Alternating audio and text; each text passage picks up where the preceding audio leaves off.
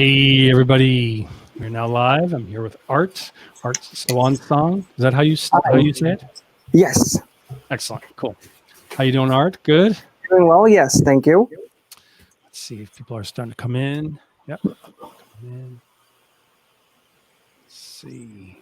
So focusing on Lightroom today with Art, and everyone that's coming in to see the live now, let us know where you are watching from. You know, we have quite the international group there. Okay, someone's messaging me. So, yep, let us know where you're watching from. You can put the comments underneath the live video. And just a reminder to please give StreamYard permission to show your name and profile pic so that I'll be able to credit you when you comment or ask questions. You should see the link right underneath the live, streamyard.com/Facebook. You got the countdown timer song playing, right? Yeah, I have it mirroring on my iPad. Oh, cool. Just to see what's going on. So we got Osvaldo, who I know is in Los Angeles. He's one of my moderators. Thanks for being here, Osvaldo.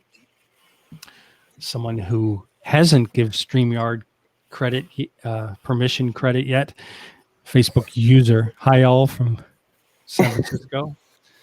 Bill from Connecticut. Good to see you here, Bill. Yep, Osvaldo in sunny Los Angeles. That makes 3 of us here. Me, Art, and you. Let's see. Rainy and windy Southeast Alaska. Good to see you here, Nikki. Thank you. Welcome. Let me just turn this off. Things buzzing here. Okay, cool. So, yes, once again, let us know where you're watching from, everybody. We have Ray. Good to see you here, Ray. He's always watching, dedicated. Thank you. We got Rob from Toronto, Ontario, Canada. And as Valdo reminds us, StreamYard link is in the overview tab next to the live chat tab. Yeah, I don't really see what that looks like, but good to know. Thank you. And then Carlotta from Austria. Cool. Nice. Very good, very good. Okay.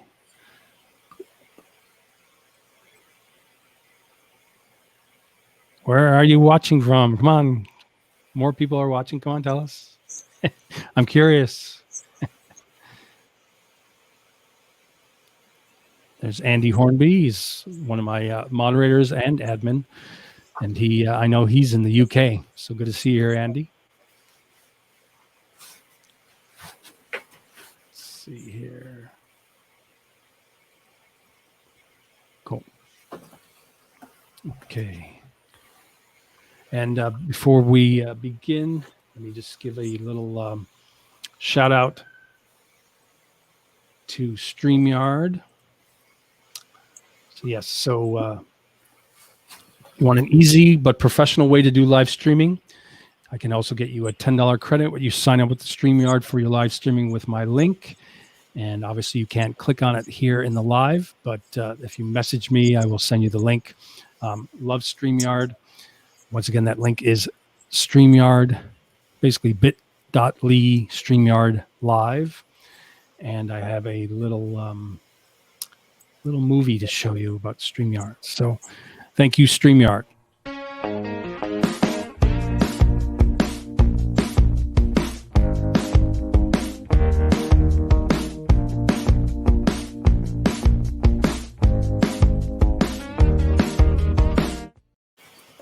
Cool.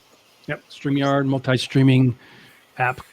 Works through Chrome browser. You can stream to Facebook business pages, various Facebook groups, LinkedIn Live, I think Twitch, and they're always adding new places that you can stream to. Love it.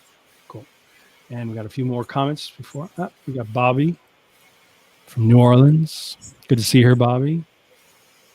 We got Carrie here. Hey, Carrie. Cool.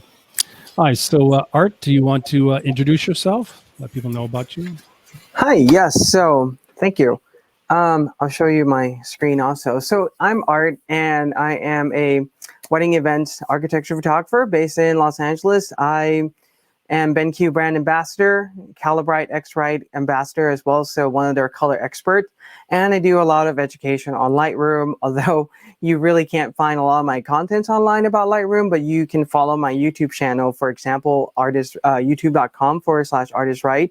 There's a ton of color management content on there, over 100 plus videos that you can learn about how to calibrate your displays and what color mode to set your display to. All those kind of things that you have to want to know about color is there.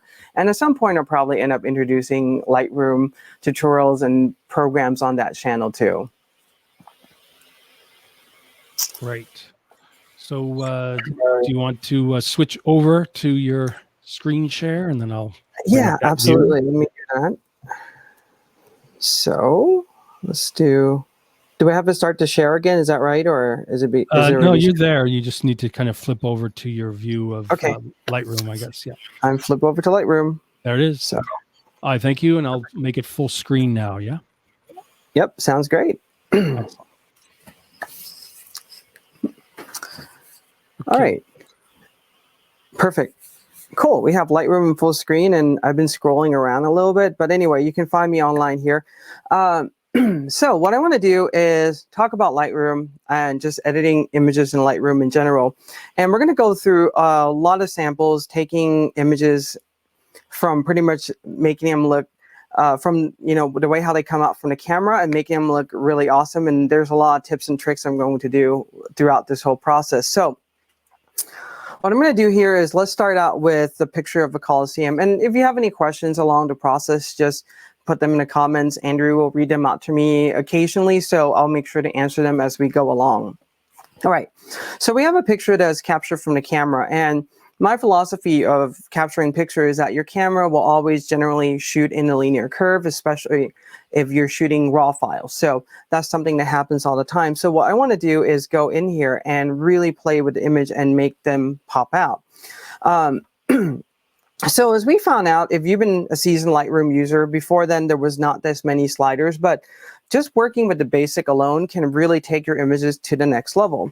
So essentially there are 6 sliders here, and a lot of times what I usually do first before I do anything else is I look at the white balance. It seems pretty good right now, so I just go in and pull the contrast right away. I know some of you are grasping for air right now because like, oh no, he pulled it to 100, like why?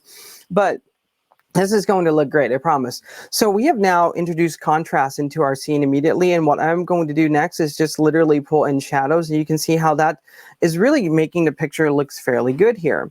There's other things too that you can do. For example, I can go back in and pull in the whites to highlight, bringing back that tone in the facade of like the building around the area where my zoom tool is here. And I can also bring, for example, the white down, increase the exposure a little bit, and that is a picture that looks pretty good compared to this is the version that was before. Fairly flat, fairly dull, doesn't have a lot of color, right? So we can go in and start to dial these things in. Actually, this is adjusted a little bit. There we go, even flatter. There, perfect. So you can see the difference between these two pretty quickly. And yes, I have a sensor dust, so let's quickly clean that out. Perfect. All right. So now that I have done that, what are some of the other things I can do to my image? Well, another thing that I generally like to do is go in and play with the tone curve, because I feel that the tone curve gives us a lot of power the way how we want to work with our image. Now, if you work with tone curve in Lightroom, it can be very similar to the way how tone curve works in Photoshop, but there's also like a few ways to use tone curve. So there's this one right here. This is the latest Lightroom, by the way. This is what they call the parametric tone curve, which pretty much limits the movement you can do. As I'm moving to different areas, you can see that the range of movement is being highlighted there, meaning that I can't really push beyond these ranges anymore. I'm locked up to there, and I don't really like that. So a lot of times what I do instead is I click to the point next to it right there. This is what we call the point curve, and point curve allows me to go in and put in points, very similar to the way how I would do it in Photoshop. Now for this picture, if you take a look at the histogram here, there are some highlight areas, right, where it's not clipping yet. That means like we can bring the highlight a little bit closer. So what I can do here is I'll make a virtual copy so we can see the difference between before and after, actually.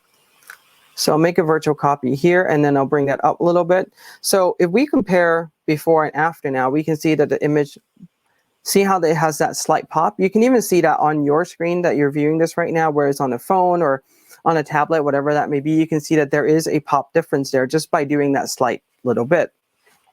Now, there's a few things I like to go further and do here with my images, and a lot of times what I like to go in is play with the HSL. If you haven't been playing with HSL, it's one of the best tools in Lightroom that is built in. It is global, meaning that if there is a color that is related to the one you're dialing in, it will affect the entire image, but generally that's okay, and I like the way how things look with HSL. So starting out, for instance, I'll go in and increase the saturation in the sky. I think the sky is a little bit light right now, so I'll go into luminance and I'll also pull this down. Now, another pro tip that you can do with HSL is that I'm going to reset this by double clicking on the title. And you can click on this little button here. This is the target color selector. So in the target color selector, you can move this out to the image, to the color where you want it to be. And you can see that there is a highlight. See those things? They're highlighting right now the different colors I have my target color selector pointed towards. So if you do this, you just simply hover. If you're on a trackpad, for example, laptop, you just scroll down to desaturate, scroll up to saturate this. And if you're on a mouse, you just click, hold, and pull up, pull down, or you can also use a scroll wheel on your mouse as well. So multiple different ways to use this tool, but it's really cool. Now, the good thing about using this target color selector is that it's not just only increasing the blue saturation, but it's also increasing the adjacent color. For example, see how aqua is also going up a little bit on here. I'll also do this now in luminance, and I'll show you what's going to happen. So rather than just pulling the blue down and darkening the blue, see how it's also adjusting the aqua as well. So it's adjusting a lot of the adjacent color. Now, the last thing I like to do is that when it comes to the blue, I like to play with the hues a little bit. And I usually come into the blue here. I don't do anything else. I just pull up that blue hue just a little bit to like maybe around +16 or so. Just make sure it looks good on your screen. That's the best thing to do. And the reason why I do that is because if you shot film before, you may have heard of Fuji Velvia. I love Fuji Velvia film and the way how it renders the blue in the sky and everything. And this kind of brings that whole experience of getting that deep blue color back into my images in a digital format. All right. So from there are a few things happening right now. With digital and the way how Adobe Camera Raw is processing files, it has a tendency to turn like those greens, for instance, like really, really neon, as you see there. So a lot of times what I'll do is I'll come in and pull the yellow down. That makes the green look a lot more neutral, a lot more normal. Sometimes I pull the orange down slightly bit too. And with the greens, you can make it more saturated or desaturate it. But I'll desaturate it a little bit. I'll go into hue. And what I'll do is I'll pull in the green in a little bit more to like the green side. And this is going to make the grass a little bit more neutral green rather than just like neon green thing. So it has that more, it has more of that pop in the image that you see right now. So that's kind of like just the basic, a lot of what I would do with every single one of my images. But what we can do now is let's take Art. Yeah, go ahead. There's one question, and Yeah. I would like to kind of answer it first, and then I'll hear Please. what your take on it is as well. But Carlotta says, I have a question. There is another editor, won't mention names, that has said that Bridge and Camera Raw are better to give better results, and he despises Lightroom. I've always used Lightroom and intend to do so, but I think his claims are unfounded. What are your views? So my first take on that, and I obviously want to hear your take. My first take is I've even worked with, Lightroom groups for Adobe, people who work on the Lightroom team. I've been on like meetings and whatnot. And even if I hadn't, I already know the fact that Lightroom uses the exact same developing engine as Camera Raw. So whoever this person is, and I don't know if he has a big following, it's kind of silly because it's the same exact developing or processing engine. So Camera Raw is basically the same engine that works on your photos as Lightroom does. And you'll notice that a lot of the sliders and the panels are almost exactly the same. Of course, they have a different interface, different feel, but it's pretty much the exact processing engine. Right, Art? Would you take that further?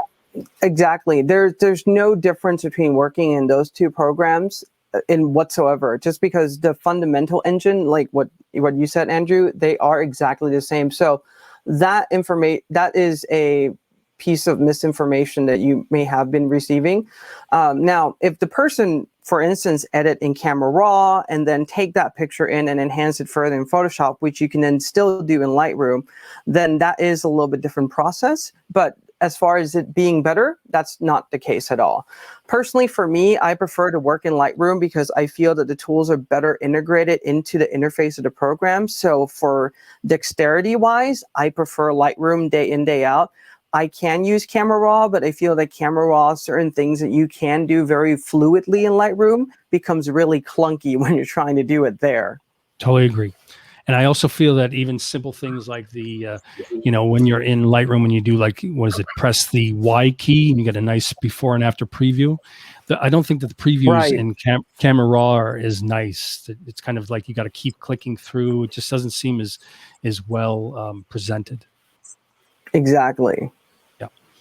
Okay. So yeah, that was the only question for now. So thank you so much. Okay. Sounds good. Perfect. All right. So let's take a look at another image here. So this is pretty much the way how I capture this image. And it's not so much that I like to capture boring, dull images like this. It's so much so that I travel when I used to be able to travel. I actually joked that the monitor you saw on my table before we start this program, when I received that monitor in for review, it traveled the world more than I have in the past, like probably 24 months. So it's kind of funny joke there about that. But anyway, so usually when I travel to a location, there's not a lot of opportunities. I don't just stay in one location for 3 weeks and be able to get the best lighting possible, whatever that may be. I usually just travel through a country and a place in a fairly finite amount of time. So that means I need to capture the pictures the way how they are. So for instance, take an image like this. This is the black church in Iceland. And I'm not going to say the area is from because I'm probably not going to pronounce that correctly, so I'll leave it there. But this is one of those examples where we can really go in and do a lot of image processing and editing with. Now, one of the things I'll also share with you right now too is all these sliders. If you've seen the other picture, there is a very specific way how I'm dialing these sliders in, and I'm going to share that with you. In fact, I've also made it into a preset, which never made it into this Lightroom catalog, so that's fantastic, but I'll just do it anyway. So you saw that, and I brought the contrast up to 100. And another thing, too, is that I always bring the highlights and the white down to -100. This formula that I'm just sharing with you right now will work for 98% of images that you bring into Lightroom, whether it's Lightroom or Camera Raw, Lightroom Classic, and this will also work in Lightroom CC version also. But this will work for 98% of images, and the reason why I use this is because, yes, your image just looks a little bit dark right now, but this is giving me the opportunity to retain all the detail in the images, the detail in the highlights and everything, all the while remaining, giving this image like a really great black tone still. So simply with this formula, what I would do, I wouldn't even start with exposure. What I would do is start out with shadows and just bring the shadow up to like the area that I like. And this picture right here, compared to what it was before, I mean, this is a much better improvement. And realistically, if I made this into a preset, I just dial all these things in. I only need to pull up the shadow and I'm done. This can be a really great fundamental edit that just saves a lot of time in the back end. And these, I found out through the years and refining this, starting with Lightroom 4, when they really start to introduce all these sliders, is that trying to spend the time to dial all these things in just by bringing it up and down a little bit is not really a good use of time, where doing it to this extreme, I can save a lot of time processing the picture. I'm going to make a virtual... Yes, please. Take a quick question. Yeah. Osvaldo asks, so -100 in color images and black and white, or just color? I actually do this formula in black and white also, so thank you for that question. When I'm finished with this image, let's do a black and white one. If I don't, please comment and remind me so that Andrew can remind me, and we'll do a black and white one. So, perfect. So what we're going to do now is, since I've done this already, I'm going to do a few more things. I'll go into tone curve, and I'll just go in and adjust that right there, and we can see this image pop a little bit more. You can see that the sky is starting to lose a little bit the blue hues and everything. But this being that it is a really nice landscape shot, a lot of times what I like to do instead is start to go into the localized image editing tool. And part of the reason why is because you may say, yes, you just was really talking about HSL, and you can technically go in and pull the saturation up here in the sky and just make this a lot more bluer, which I could do it this way. However, the foreground here is reflecting a lot of that blue in the sky and is kind of like that really dark gravel, and I don't want that to happen. So I'm not going to do that, but I'm going to show you another thing that you can do as an alternative that works fairly well. So I'm going to use the graduated filter, which I love so much in Lightroom. And right now, my graduated filter is stuck on plus 1.8, whatever. I'm just going to go and double click on the name. By the way, if you want to reset any slider in Lightroom, simply just double click on the name of it and that resets it to default. So that makes things super easy. I'm going to darken the sky a little bit. I'll also increase the contrast in the sky just a touch, make the cloud pop a little bit more. And let's actually not darken that much. Perfect. Now, you may say that this adjustment is really obliviating atop the church, and you're absolutely correct. So we can do a couple of things, actually. We can do what they call here range mask, and I can do color or luminance. I think that I'm going to do luminance, and because if I do color, that black on top of the church, the way how it's painted, is going to bring a lot of that blue back. So I'm going to do luminance instead. I'll click on show luminance maps, and right now it's pretty much affecting all that area that's in red. What I can simply do here is pull this back from the right side, and this is going to, well, this is affecting the highlight. So, excuse me, from the left side, that's going to take, see how the black church is now popping out a little bit, and the red that's showing the mass is now affecting mostly the sky. If I pull this up all the way, you can see that it's only affecting like the really, really bright area. So I'm going to leave it around here. Art. Undo. Yes, please. It reminds me of those blend diff sliders when you're in the layers panel. Exactly. Yeah. Exactly.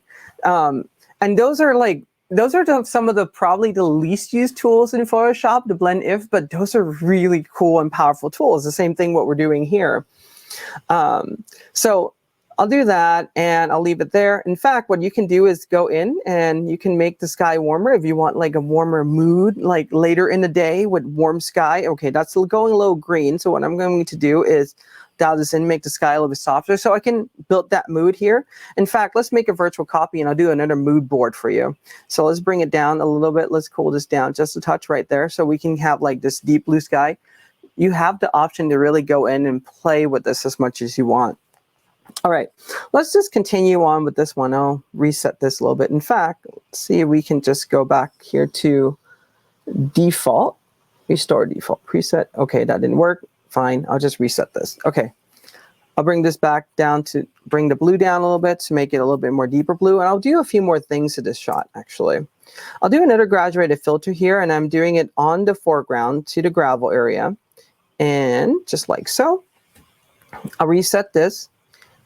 And what I will do is warm this up so you can see there how the gravel is now looking warmer and it doesn't have that cool look anymore. You can always go in and increase contrast a little bit. I want to do that so it's a little bit darker. That looks pretty good to me right there. Let's make a virtual copy and see what we can do next.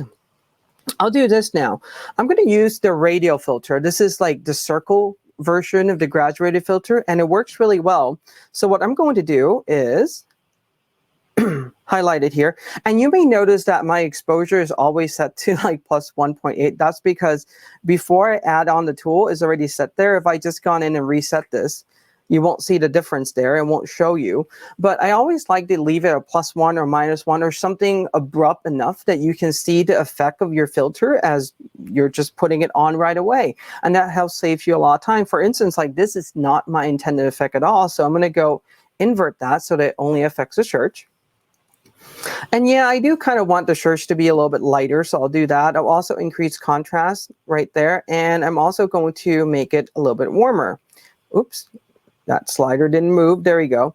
Now you can start to see this is becoming a halo. It's starting to glow around the church in the sky area, and that's not what we want because that's not really good at all. So what I can do here again is play a lot with range mask, and I can simply do luminance again because luminance, it's a really cool tool to use.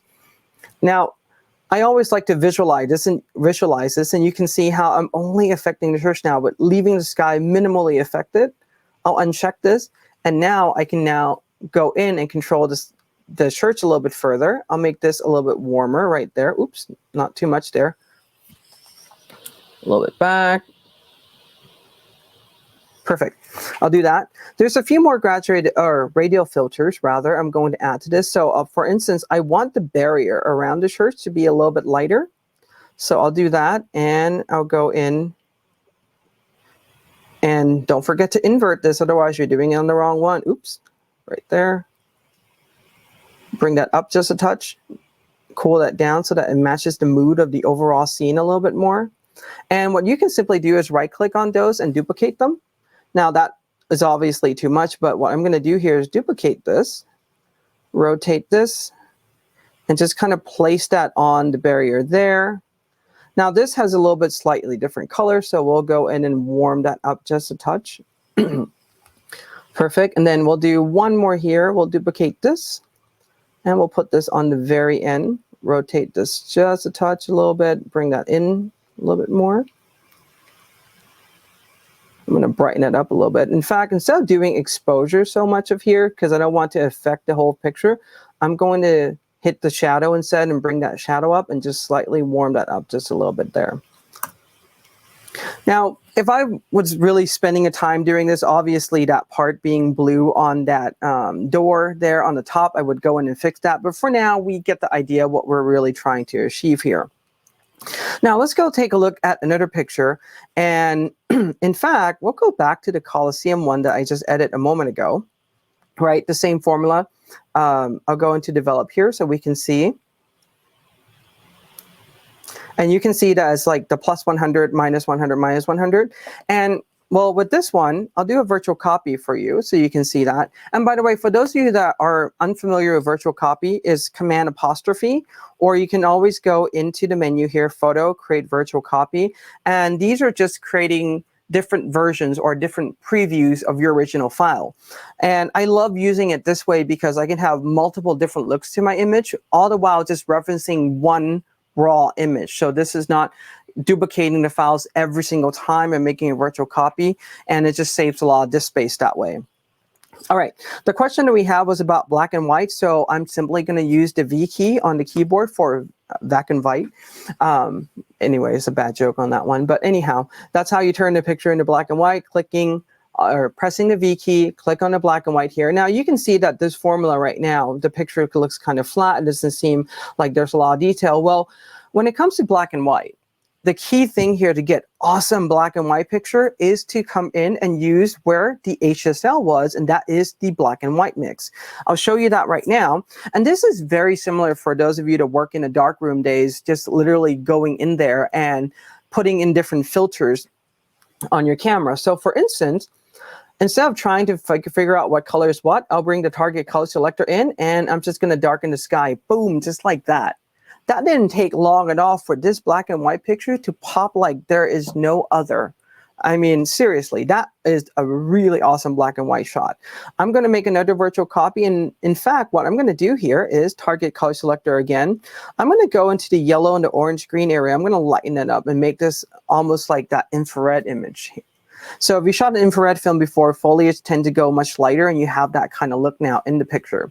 So here's the genesis for our black and white images using the same formula that I have using so far.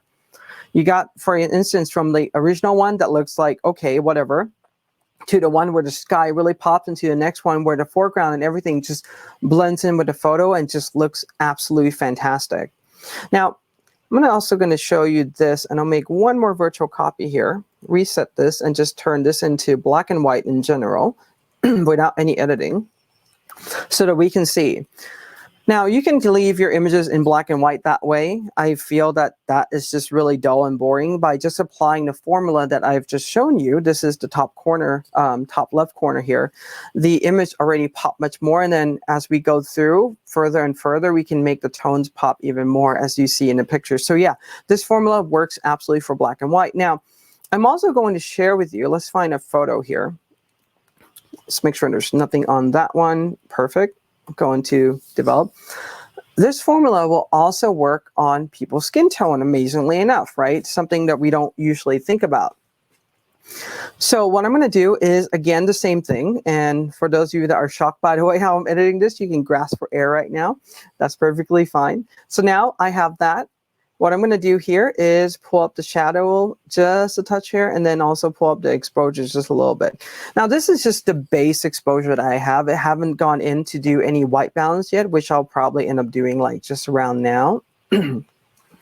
And a lot of times our camera has a tendency to capture particularly the red, the orange tones a little bit too saturated.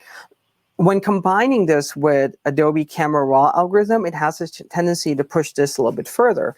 So what I can do here is, again, use HSL. I'll come into saturation, and over her skin right there, I'll just pull this down a little bit, bring her skin tone saturation down. That looks a lot more normal. That looks really fantastic. I'll also hover over the green here and slightly dull the green just a little bit. On the top foliage there is a lot of yellow. If you see him hovering over some areas, you can see how the yellow is popping into play in a lot of colors. In fact, what I'm going to do is just manually target this, pull the yellow out. I'll go into hue, push the yellow towards the green a little bit, push the green towards a little bit more of like the aqua cyan, and then change the blue just a touch right there. So that, as you can see, this formula works with skin tone.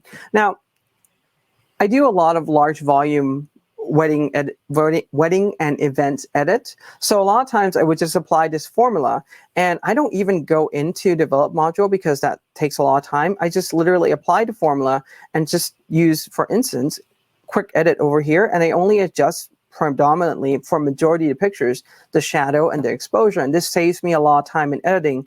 So instead of having to go in and dial all these 6 sliders at any given time, I'm literally just going in and adjusting 2 sliders. Occasionally, I'll adjust the blacks. Now, I show you tone curve earlier. Do I always apply tone curve to my images? Usually when I'm doing 1 or 2 image, for example, like these hero shots edit, I'll go in and I'll adjust as tone curve. In fact, I'll make a virtual copy here and we can see the difference. This is going to make a slight difference in the way how the image look. We'll take a look in the survey view side by side there. You can see how the picture on the right pops a little bit more than the picture on the left. But let me put it this way. That picture on the left, I still think looks a heck of a lot better than the original one. That, I mean, it looks okay, but I think the colors can be much more refined, which is what we have done in the middle and to the last one. Now, this is not an extreme situation because in portrait, you have a lot more control, you have a lot more time. So that's kind of one of those other things. Now, I'm going to show you another example here too. This is not an extreme situation, but it was captured this way. And this is what I call a drive-by shooting, because literally I was in the passenger seat of a car going around 80 miles per hour, shooting out of the window. This is also, again, in Iceland with a 70-200 lens, using a fairly high shutter speed to capture this as we're just literally driving down the highway. It's beautiful. Did you visit Einar in No, Iceland? We tried to connect on back then. This was like back like more than a few years back already. So we didn't like connect fully yet. But yeah, I think the next time I go, I definitely have to connect with him and probably do a Lightroom workshop or something over there. That'll be really cool. Yeah, beautiful. Thank you. I just like Iceland a lot because there's just so much potential to do a lot of really great captures there. So here, let me just reset this. So this is the way how the picture looks shooting out of a car window, which it's kind of fun. And it was really cold. So what I'll do now is go in and again apply the formula. And I'm using a trackpad. That's why there's a lot of oops going on with me right now, just because like sometimes it just accidentally click on something.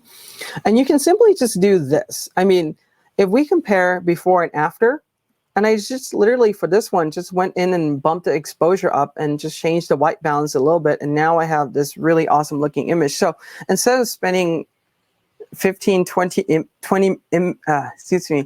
spending like 15-20 minutes per image trying to do all these edits, you can just do that really quick. And I'm quick with these not because I have already worked with these files, that may be part of it, but you know, I apply this to all the new pictures I photograph, and I can work through pictures in Lightroom really fast. Now, this is not even the tip of the iceberg, so let's really see what we can do with this shot. I'll pull in a little bit shadow. I mean, you don't really need it so much on this one. I'll go in here and I'll use a tone curve method. On a lot of pictures, for example, in a situation like this, you do need to go in and apply these type of formulas to get something to look good. For instance, since I'll go in and warm this up a little bit, I'll also increase some, magenta, just a little bit there. And fill in a little bit more of the shadow so that you get that to pop out a little bit more. From here, there's a few things that I can do further. For instance, I know the snow is white and it's not that kind of murky blue. So what I'll do now is graduated filter. Something like that. Let's try to bring this up. So what I want to do still here is maintain the details in this area. I don't want to lose it.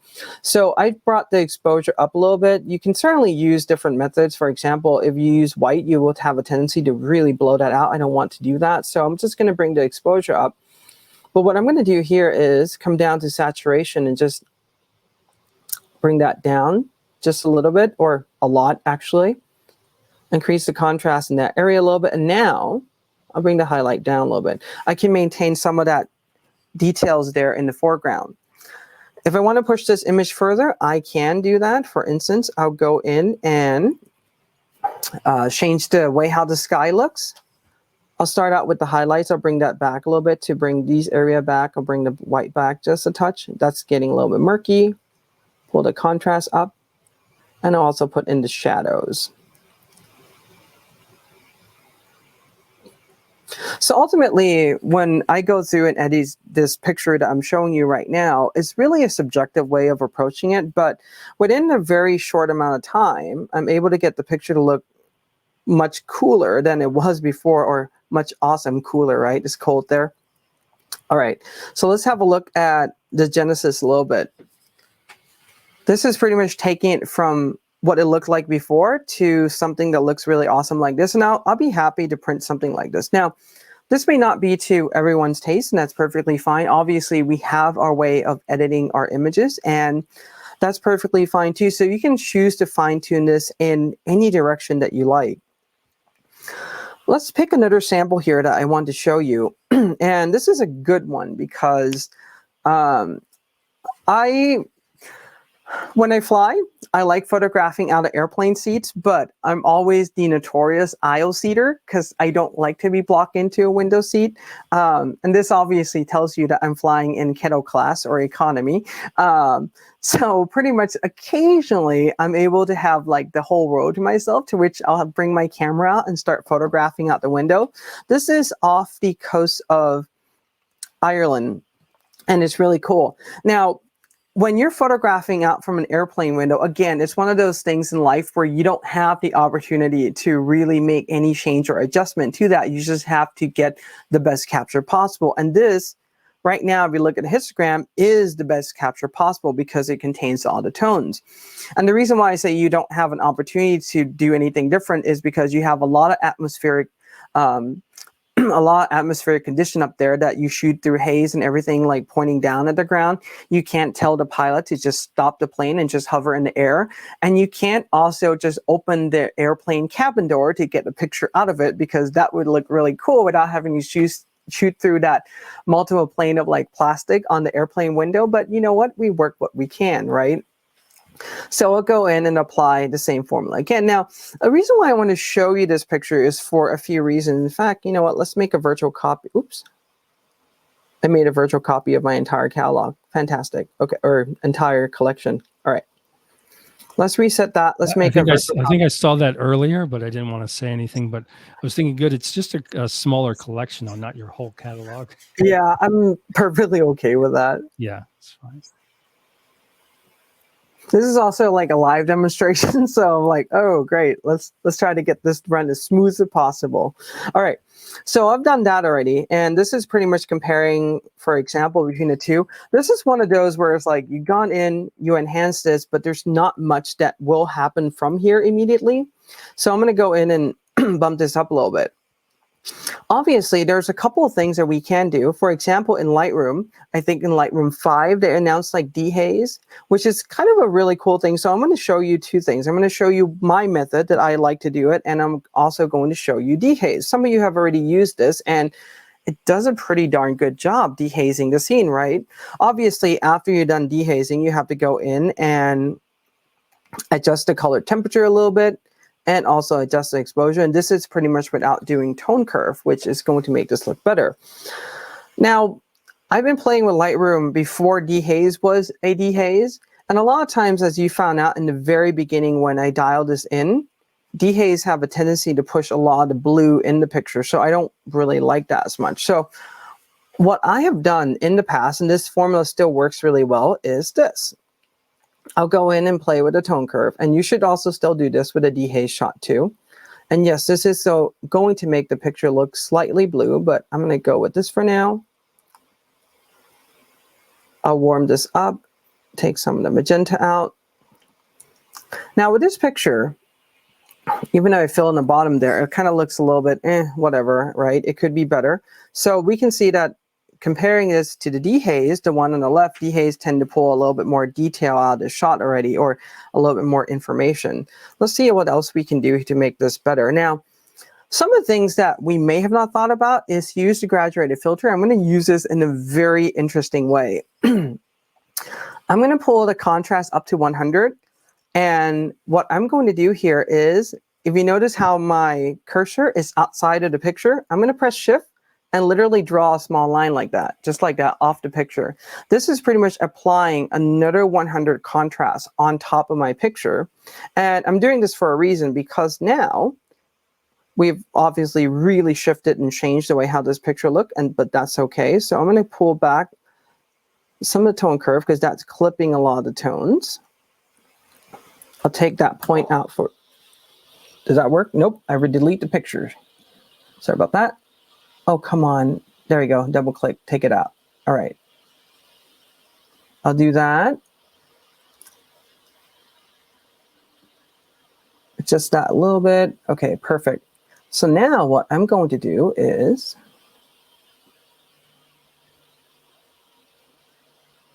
bring that back a little bit more. And I tend to like the way how the picture looks right now, just a touch better. I have this set to contrast 100. I'll do some shadow in there, and I'll highlight this a little. Oop, not too much. Just around right there.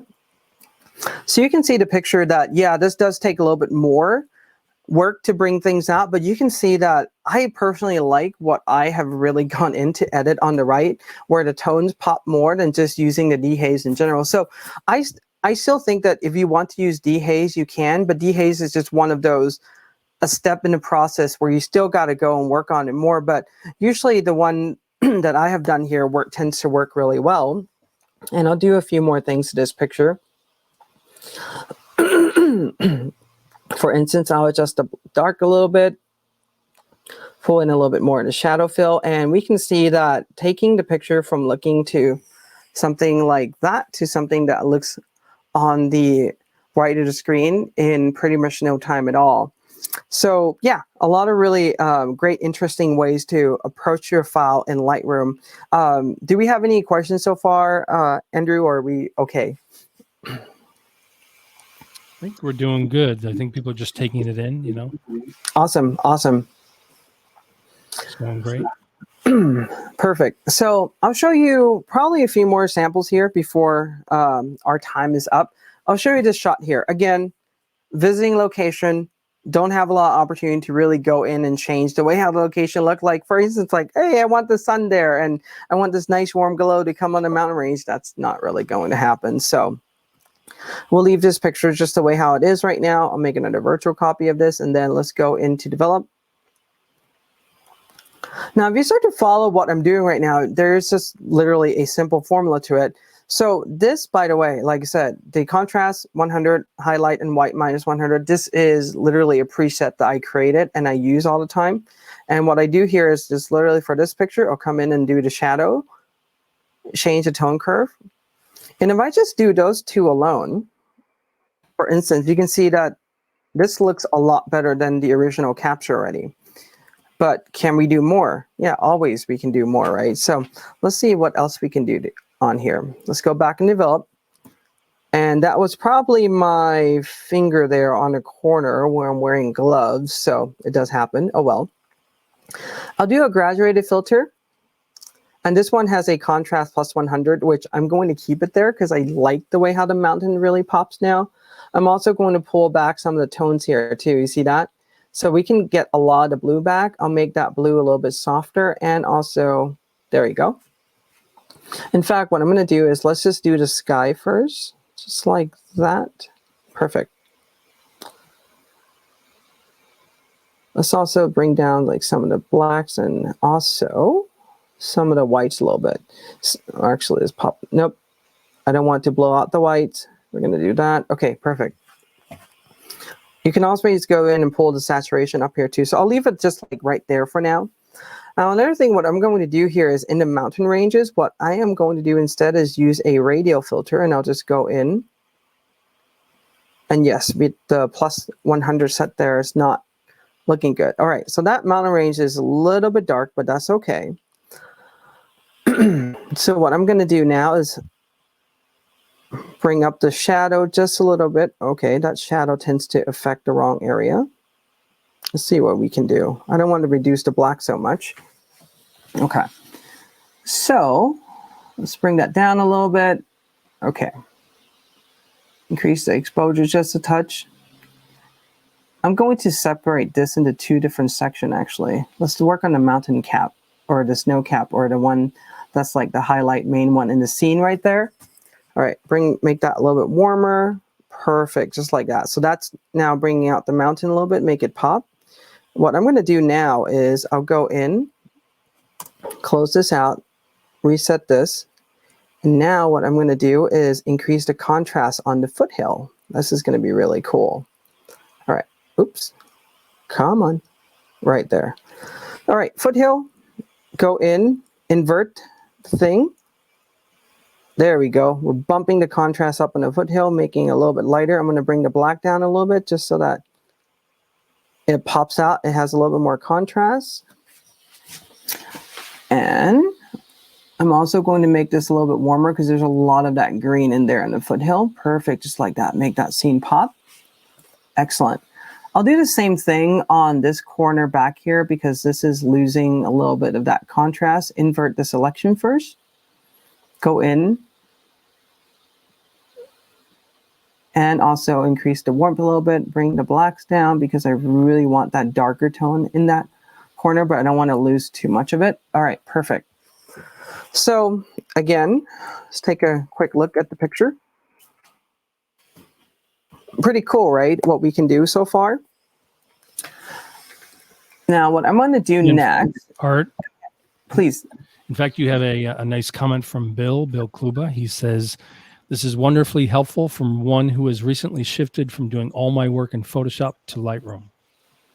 Yeah, this is really awesome. I am at this point 98, 99% Lightroom until I have to composite my thumbnails for YouTube.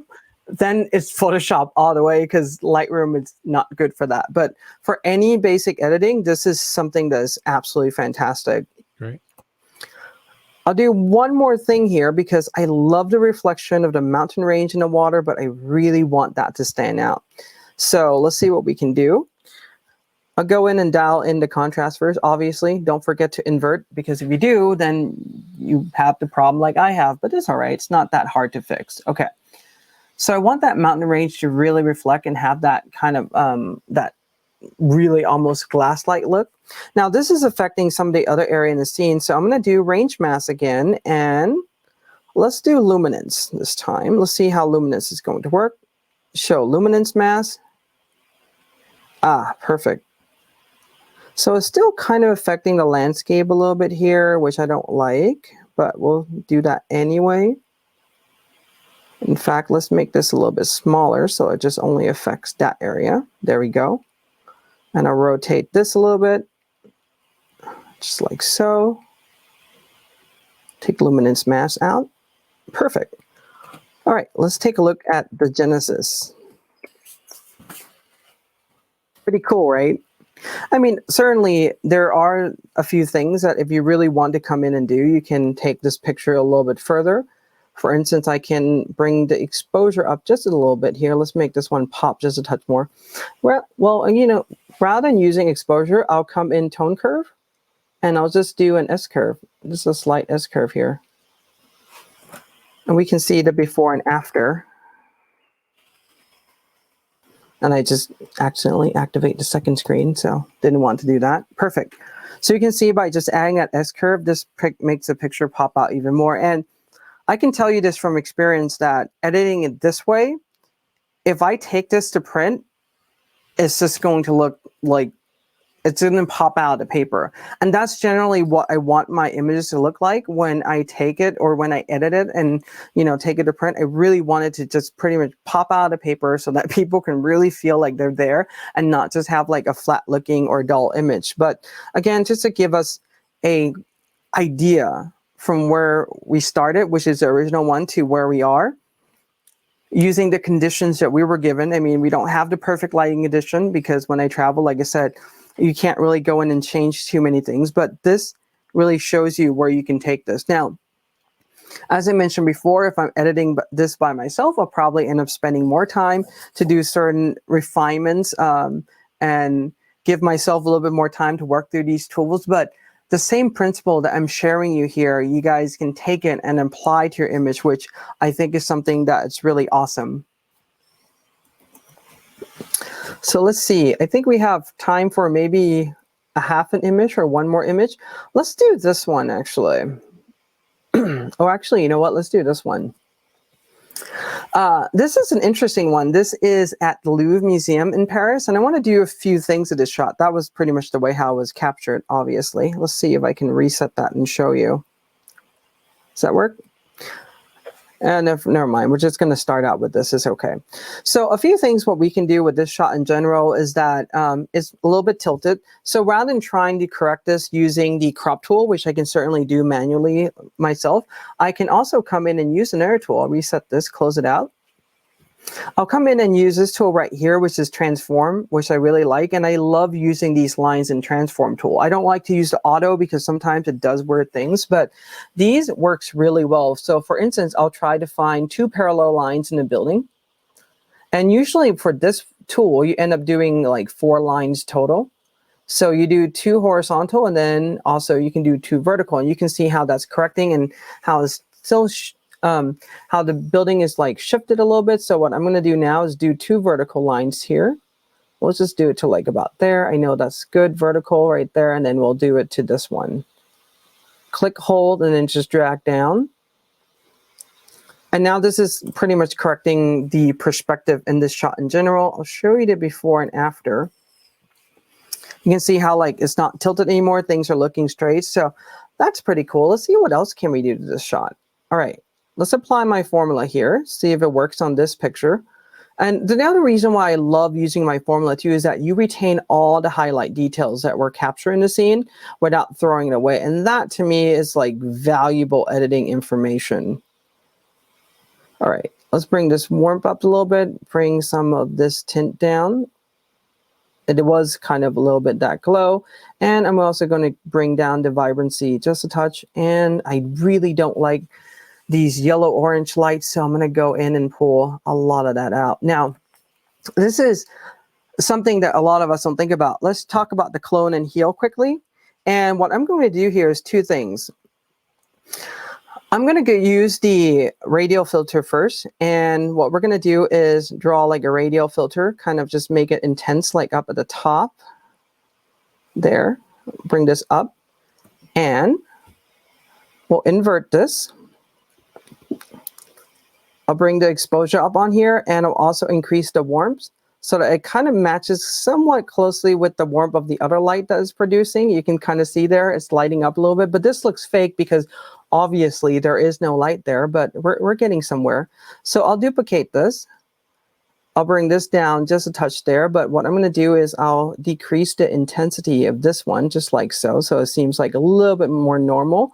And I'll also change the feather. You don't want that, by the way. That looks like it's totally obvious. So I'll change the feather up to like about there. And now what I'm going to do is bring the clone tool. And I'll probably end up using clone on this one. So I just want just enough to cover this area of the lamp itself.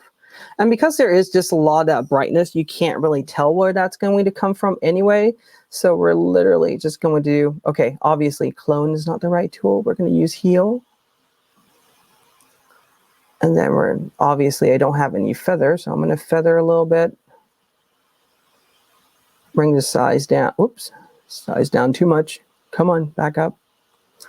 Also, if you notice how I'm moving a little bit slower now, that is because my computer is lagging like crazy.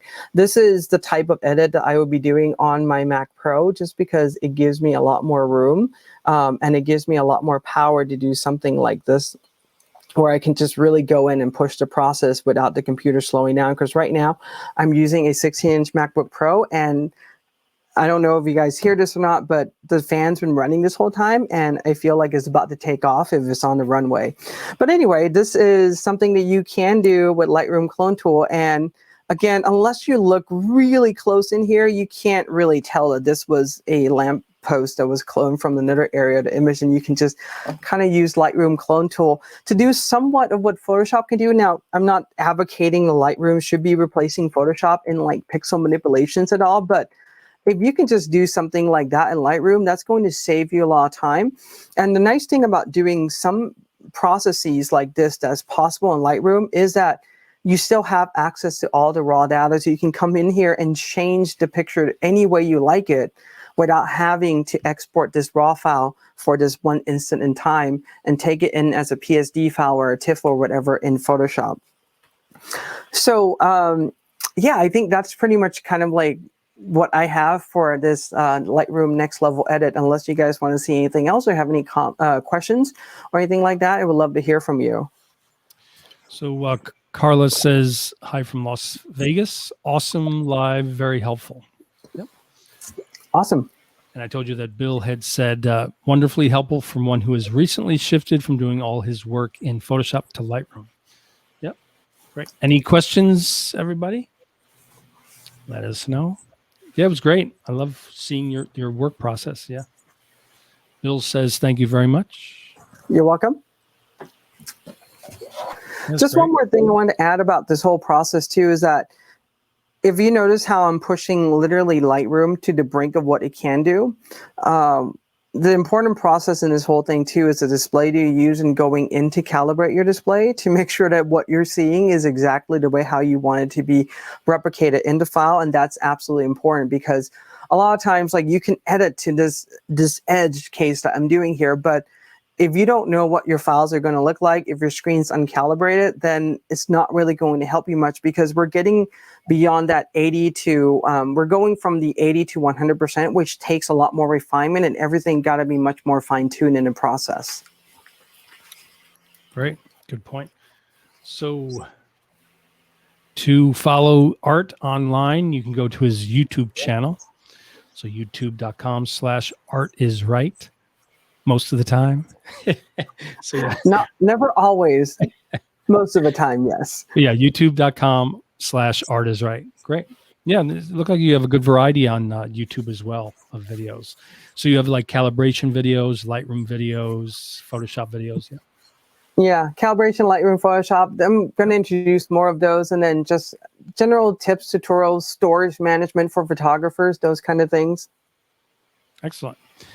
Yeah, well, this is really great. So thank you so much. And thanks everyone for watching. For sure, I will be posting the recording to the various groups. Oh, you have some more compliments before we go. So yeah, so oh, awesome. Carlotta says, thank you so much. You're welcome. And then didn't give credit, but the Facebook user says, you are a rock star presenter, Lightroom wizard. Well done. Is this recorded? Yep. And thank you. So. And someone says, yeah, great the work. speed I'm going, they'll probably have to watch this a few times. Yeah. And that's just to let everyone know, just a reminder, not only do we pin post the recording to the top of the groups, but if you go to the top middle menu of any of the groups and you look for a thing called guides, there is a whole section of live video recordings. So you can watch years of the recorded links. So thanks everyone for being here. Osvaldo says, great presentation. Thank you. Thank you. And another Facebook user. Excellent. Thank you so much. So yeah, thanks so much, Art. And we'll have to schedule again for later this year. It was really good. Thanks. Sounds great. Awesome. Thanks, everyone. And look for the recordings as well as any other information in the top pin post of the groups. Thanks, everyone. All right. Thank you.